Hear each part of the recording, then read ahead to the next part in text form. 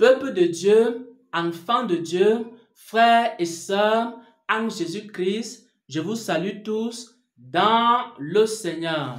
J'espère que vous allez bien par la grâce de Dieu. Je partage avec vous un enseignement sur le baptême,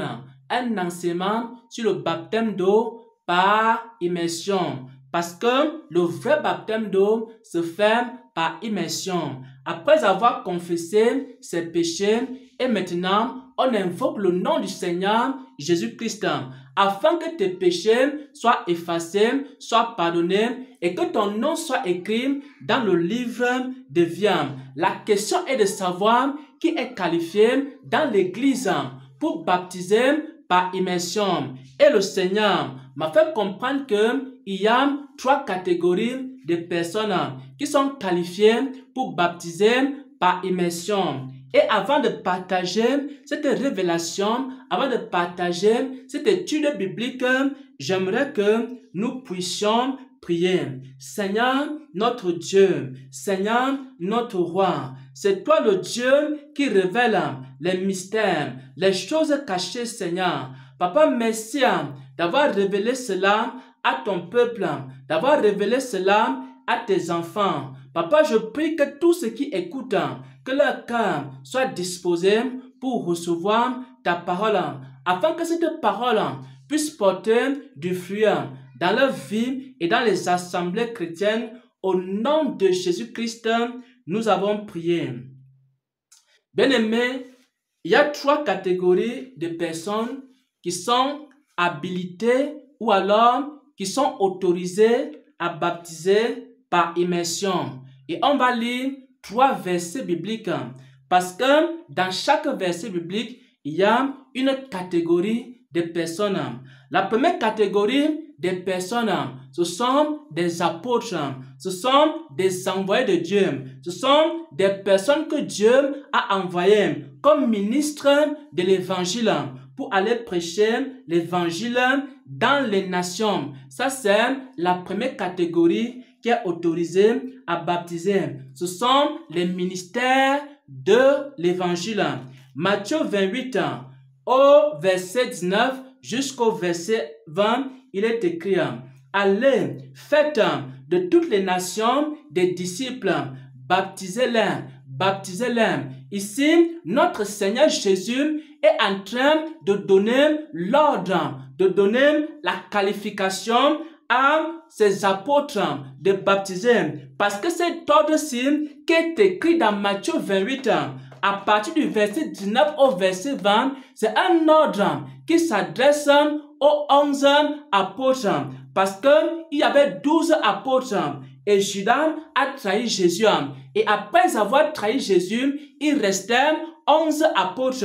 Jésus va rassembler les 11 apôtres, il va leur donner un ordre. Et dans cet ordre-là, il va leur dire: allez, faites de toutes les nations des disciples, baptisez-les au nom du Père, du Fils et du Saint-Esprit, et ensuite enseignez-leur à observer ce que je vous ai prescrit. Donc, chaque personne qui a été appelée et envoyée par le Seigneur en tant qu'apôtre, en tant que ministère, il a le mandat, il a l'autorité pour baptiser les nouveaux convertis. Il a le mandat, il a l'autorité pour baptiser tous ceux qui ont cru à l'évangile. Ça, c'est la première catégorie. Les ministères, les apôtres ont la capacité de baptiser les chrétiens. On va voir la deuxième catégorie. La deuxième catégorie, ce sont des serviteurs dans l'église locale. Ça peut être des diacres, ça peut être des anciens, ça peut être toute personne dans l'église locale à qui le Seigneur a envoyé prêcher l'évangile.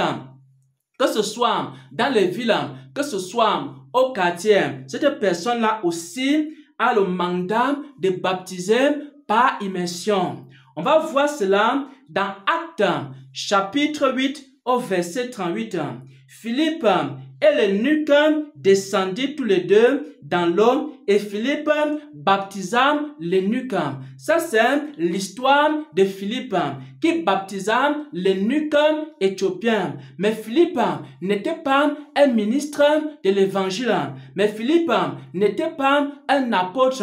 Philippe était un diacre dans l'église primitive, mais c'était un diacre prédicateur de l'évangile. Et parce qu'il était diacre prédicateur de l'évangile, il avait reçu le mandat et l'autorité pour baptiser.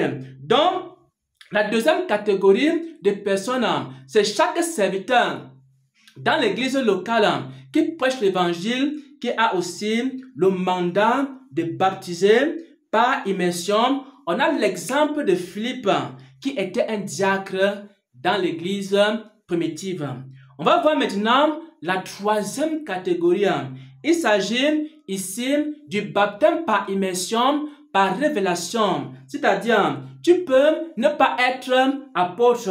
Première catégorie, tu peux ne pas être un diacre ou un serviteur établi dans l'église locale. Deuxième catégorie, mais tu peux appartenir à la troisième catégorie, c'est-à-dire Dieu t'a donné expressément l'ordre d'aller baptiser des personnes. On a le cas ici d'Ananias. Ananias n'était pas diacre, Ananias n'était pas apôtre, mais Ananias avait reçu un ordre, avait reçu un mandat, avait reçu une instruction de la part du Seigneur d'aller annoncer l'évangile à l'apôtre Paul qui venait de croire à l'évangile. Et après avoir annoncé l'évangile à l'apôtre Paul, il a baptisé l'apôtre Paul. C'est écrit dans Acte 9 au verset 18. Au même instant, il tomba des écailles parce qu'il avait imposé les mains à l'apôtre Paul qui était devenu aveugle. Quand il a imposé les mains à l'apôtre Paul, Paul a reçu l'Esprit de Dieu et ensuite les écailles sont tombées de ses yeux. Il a recouvré la vue. Et maintenant, il est écrit, il se leva et il fut baptisé par Ananias.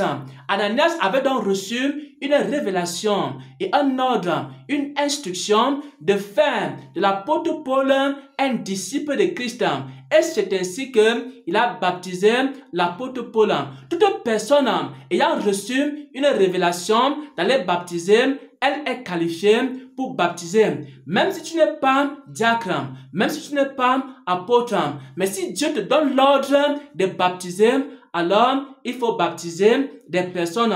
Il y a certaines personnes, certains chrétiens, par exemple, c'est par révélation que Dieu leur a montré la personne qui doit les baptiser. Et moi, par exemple, il y a des personnes, avant que je ne sois appelé au ministère, qui avaient reçu des instructions que c'est moi qui devais les baptiser. Ces personnes-là sont venues vers moi et m'ont dit qu'elles avaient reçu des rêves, elles avaient reçu des visions, elles avaient reçu des révélations que je devais les baptiser. Et je les ai baptisées conformément à ce que le Seigneur leur avait dit. C'est aussi la troisième catégorie ici dans la Bible. C'est écrit dans Acte 9 au verset 18. C'est-à-dire, Dieu peut te révéler la personne qui doit te baptiser. Cette personne-là peut ne pas être apôtre. Cette personne-là peut ne pas être prophète, docteur, pasteur. Cette personne-là peut ne pas être prédicateur même de l'évangile. Mais parce que Dieu t'a révélé cette personne-là, alors tu pars vers la personne.